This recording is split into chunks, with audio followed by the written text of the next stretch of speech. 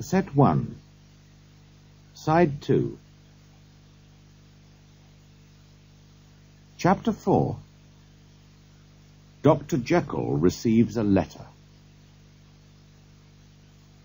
Later that same afternoon, Mr. Utterson found his way to Dr. Jekyll's house. Jekyll's servant, Poole, let him in at once and took him through the kitchen, across the back garden, to the laboratory behind the house. It was the first time that Mr. Utterson had seen his friend's laboratory, and he looked around curiously. The old servant led Mr. Utterson through the laboratory and up some stairs to the doctor's private study above. This was a large room with tall, glass-fronted cupboards, a large mirror, and a big, businesslike table. A good fire burned in the fireplace, and beside it sat Dr. Jekyll, looking white and ill. In a thin, tired voice, he welcomed his friend. "Have you heard the news?" said Mr. Utterson after the old servant had left. "The newsboys were shouting about it in the street," Dr. Jekyll said. "A terrible business." "Let me ask you something," said the lawyer. "Sir Danvers Carew was my client.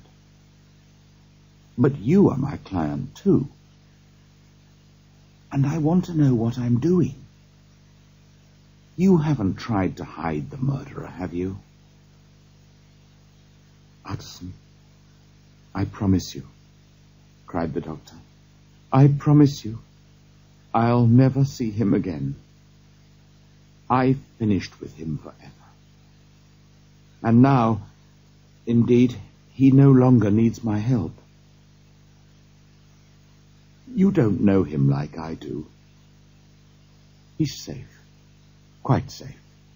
Believe me, nobody will ever hear of Hyde again." The lawyer listened with a serious face. He did not like his friend's feverish, excited look. "You seem very sure of him," he replied. "I hope you're right. If he is caught and comes to trial, your name may be mentioned." "I'm absolutely sure of him," answered Jekyll.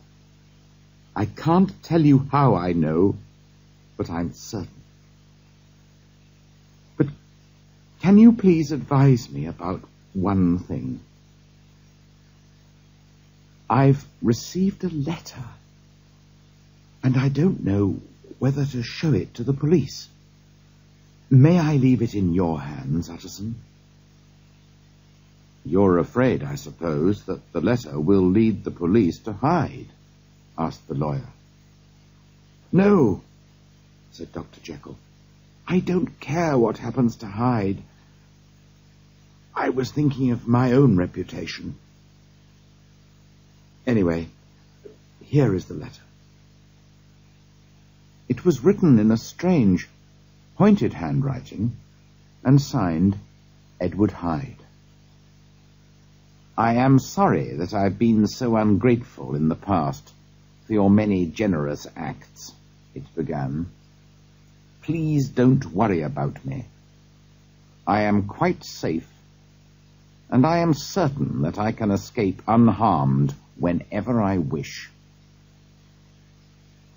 "Did this letter come by post?" asked the lawyer. "No," replied Dr. Jekyll. "There was no postmark on the envelope. The letter came by hand." "Shall I keep the letter and think about it?" asked Mr. Utterson. "I want you to decide for me," answered his client. "I'm not sure of anything anymore." "Very well," said the lawyer. "Now tell me, the part in your will about disappearing for 3 months or more, was that Hyde's idea?" "It was," whispered Dr. Jekyll. "He was planning to murder you," said the lawyer. "You've had a lucky escape." "I've had a lesson, too," said his client in pain and sadness. "Oh, what a lesson!" And he covered his face with his hands. On his way out of the house, the lawyer stopped and spoke to Poole. "By the way," he said, "a letter was handed in today for your master. Who brought it? And what did he look like?" "Nobody came except the postman, sir," said the servant in surprise. "That worries me," thought Mr. Utterson as he walked home. "Clearly the letter arrived by the laboratory door. Perhaps it was even written in the study. I must think about this carefully." In the street, the newsboys were still shouting, "Read all about it! Terrible murder!" The lawyer's thoughts were sad. One of his clients was dead, and the life and reputation of another were in danger. Mr. Utterson did not usually ask anyone for advice. Today, however, was different. That evening, he sat by his fireside with his chief clerk, Mr. Guest, beside him. The lawyer and his clerk had worked together for many years and knew and understood each other.